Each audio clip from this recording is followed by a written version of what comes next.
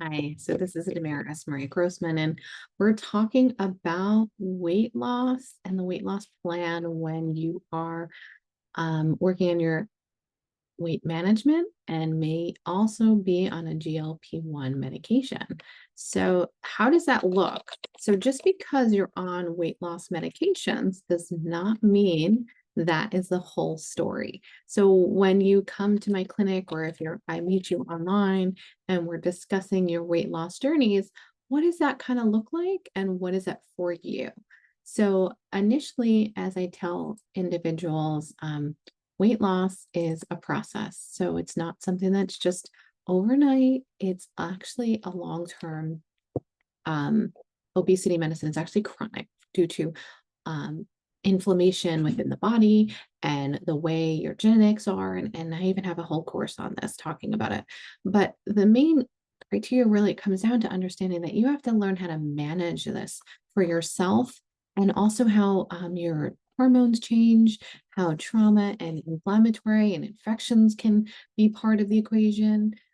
So let's just talk about what would be my initial key things to weight loss.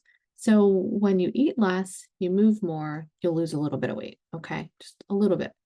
If you take medication, it will suppress your appetite. If you take some supplements, they'll suppress your appetite. So in one part, but to gain and lose fat, I say that you need to have more protein in your diet. So each client and individual, I recommend between 15 to 20 grams of protein per meal. So that's give or take at least 60 grams a day. I mean, I'd love it to be about 100. So say you're about, your weight is 200. If you can get to at least half of that, that would be great. But, anywhere between 60 grams to 90 grams a day, that would be so paramount. Now, if you're trying to be on these medications and concerned about losing muscle, I'd say you move, you eat less, you move a little bit more, you eat more protein, and you do some strength training to gain some muscle. It doesn't have to be excess, but that'll help regain your skeletal muscle. Key to all of this is electrolyte-based water or drinks, about 6 glasses a day. And that could also be foods that you get your water from, like watermelon, kiwis, quality hydration, not just water. You put a little electrolytes or a little pinch of salt in there, and that gives you some quality electrolytes. Additionally, I highly recommend at least 7 to 9 hours of sleep, but I want it to be quality. But what is that for you?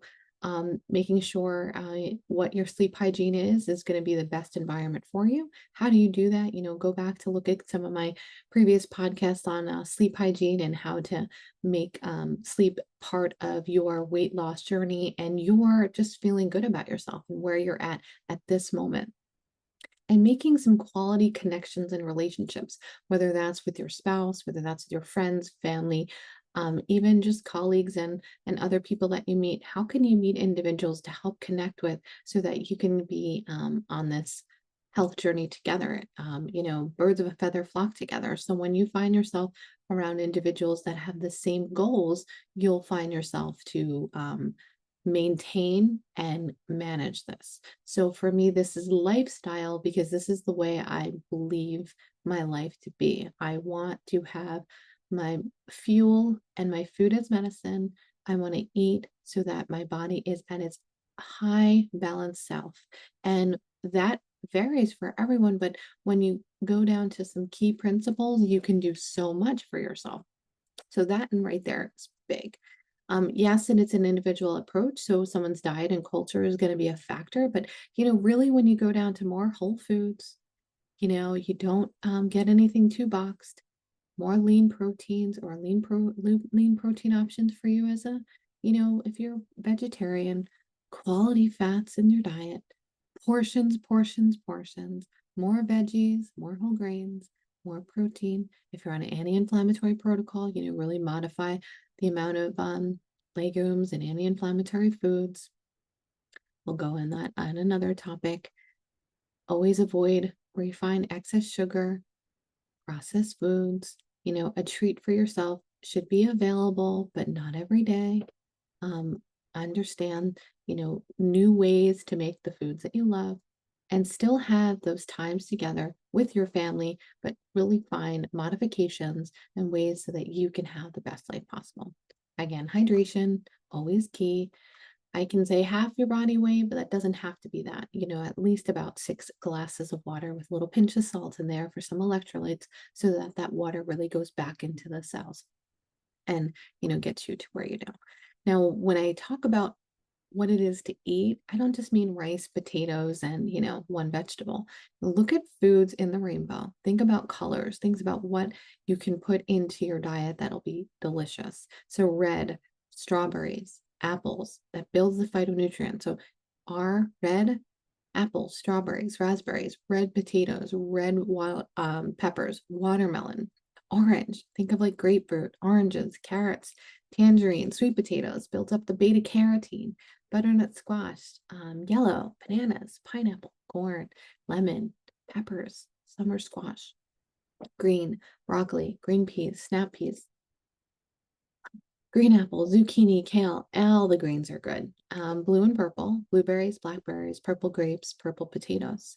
And then minimize on the excess fat from dairy and, modify the amount of red meat or limit the amount of excess fatty foods. I don't think all meat is bad. It's just a matter of modifications.